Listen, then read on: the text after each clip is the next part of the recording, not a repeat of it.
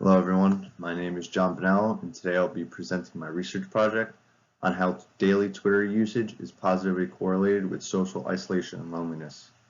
This topic was interesting to me because of the way social media has progressed throughout the years. There's a ton of studies on Facebook and Instagram, but there isn't too much on Twitter, and I believe that overusing this app may cause some interpersonal and intrapersonal issues. So I want to see if there's any type of relationship between Twitter and feeling a sense of loneliness that may lead to social isolation. Initially, it was a little difficult to find some pre-existing research on social media and specifically feeling lonely or feeling socially isolated. But then I came across some interesting research, pre-max research, social media use, and perceived social isolation among young adults in the US discusses how using different types of social media can play a role and perceived social isolation, which the author calls PSI. They also include different types of social media such as Facebook, Twitter, and Instagram, and 8 others that were assessed in the study. They found that young adults who used social media felt more socially isolated than those who had a lower SMU, or social media use. Another interesting piece of research I found was by Koje out of IT and Society Research Journal. Their research resulted in split findings, but there was no evidence to conclude lack of face-to-face relationships makes us more lonely. Although they did find that those with a higher online friend count are more lonely than those with a lower friend count, which according to them is ironic. If you have more friends, you would think someone would be less lonely. But that is one of the reasons why this research is so important. I did touch on this a little earlier, but there are several reasons why this research is important. Most of us were told when we were younger not to sit too close to the TV or else it would damage our eyes. And now they say put your phone down at night because of the blue lights in the phone that keep your brain awake while you're trying to sleep. It's not just the physical damage it can do to your body, but also the psychological damage it may cause. Social media has been around for about 2 decades now and has been involved in a ton of controversy, but research as well. Although a lot of the research has been focused on Instagram and Facebook because they are the two that are social media giants. Twitter has just recently been rising in popularity over the past few years, so there's not too much research into its effects. Also, it is important to see the future of social media and its pros and cons. If this type of networking has defined a generation, then what does it have in store for the future, and what aspects of social media could affect society as a whole? The main question of this paper is, does social media cause loneliness and social isolation? The initial hypothesis in this study is that simply browsing on Twitter can cause social isolation. If someone is using Twitter more than they are interacting with others face-to-face, then it seems that they would feel more socially isolated than someone who has more face-to-face interactions. It seems as if there would be an inverse relationship between these two variables. The follow-up hypothesis states that an increase in social media usage is positively correlated to feelings of loneliness.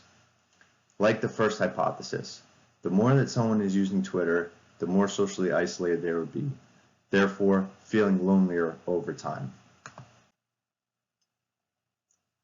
There are several ways I was thinking of collecting the data.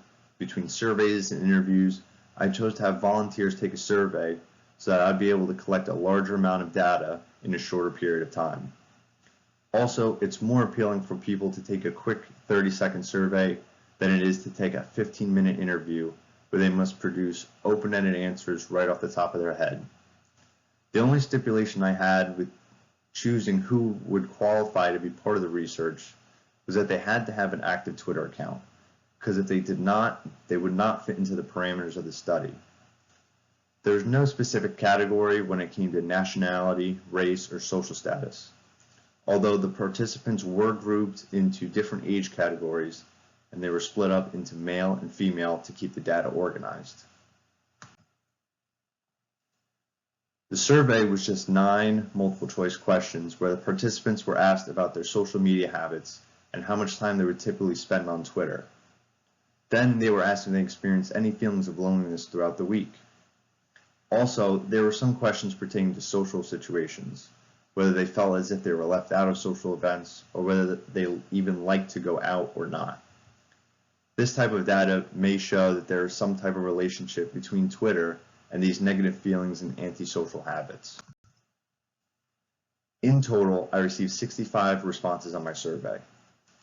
I posted this only to Facebook and Twitter so I could have the survey shared with as many people who were willing to take it as possible. Out of those 65, only 61 admitted that they use social media on a daily basis. I narrowed that number down to 25 users who had active Twitter accounts, and this was the sample that was taken to complete the research. Any of the other volunteers would have skewed the research and given false data. Categories were then split between males, who made up 42% of the demographic, and females, who claimed the other 58%. As you can see, the graphs are split between male and female. The orange represents those who do not experience feelings of loneliness, and the green are those who feel lonely at least once per week. Starting with the males, we can see that 60% admitted they had no feelings of loneliness, not even once per week. This group spends between 30 to 60 minutes daily on Twitter.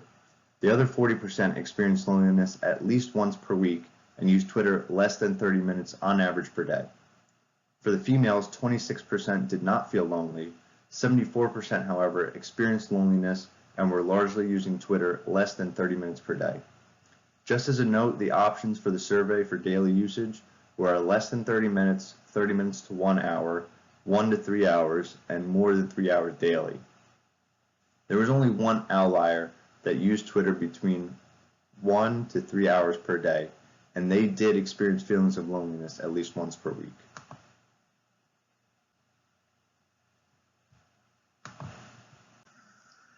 The age categories, as shown on the method slide, were split up into ages 18 to 24, 25 to 31, 32 to 38, 39 to 45, and 46 years old and over. In my research, there were no qualifying participants that were between the ages of 39 and 45, and that's why it's not shown on the graph. The red bar represents feelings of loneliness, while the blue bar shows not feeling lonely. As you can see, there are more participants that feel lonely versus not.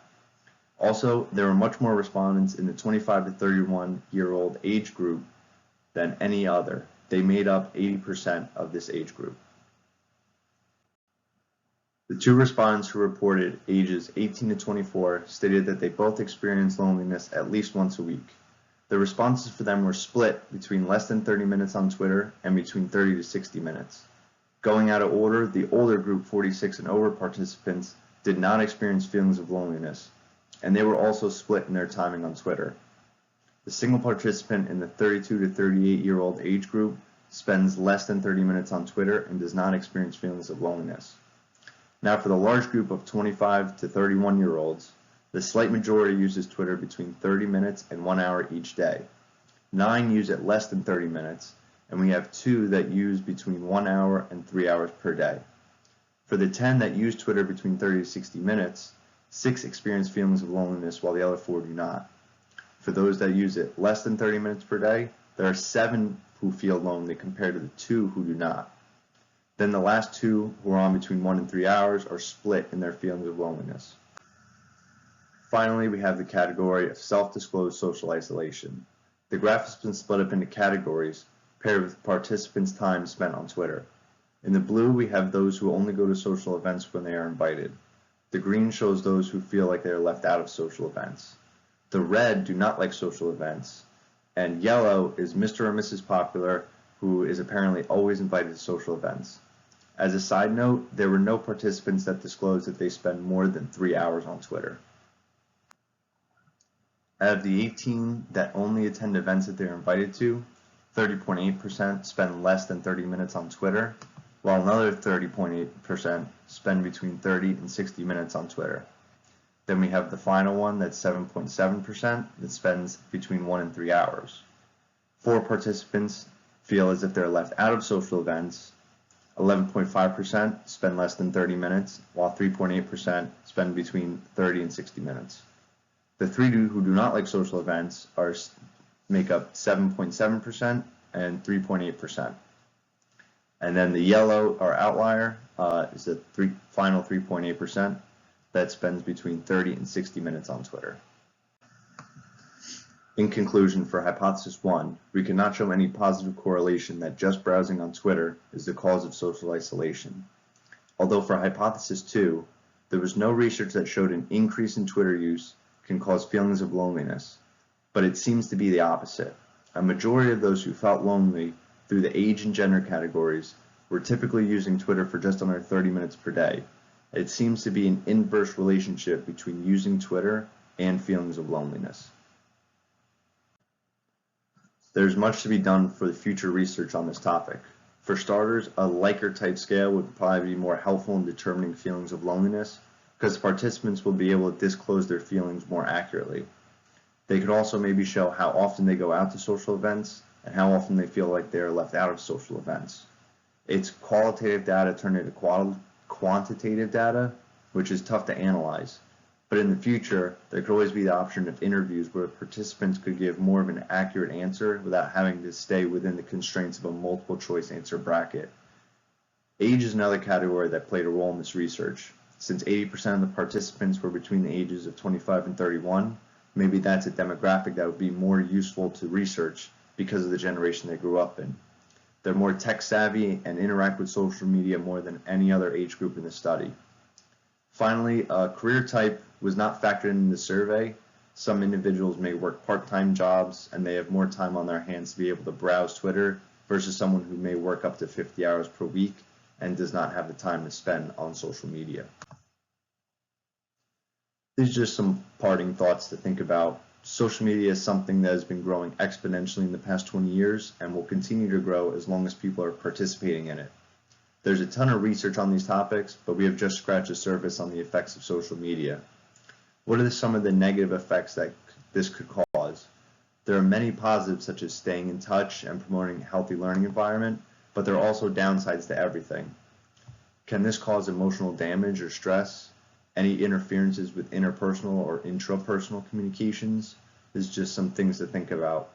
Every day someone is developing something new that could either be a huge success or get lost in the App Store. Make sure you check on your own social media habits and you're personally making time to go out and socialize. Thank you.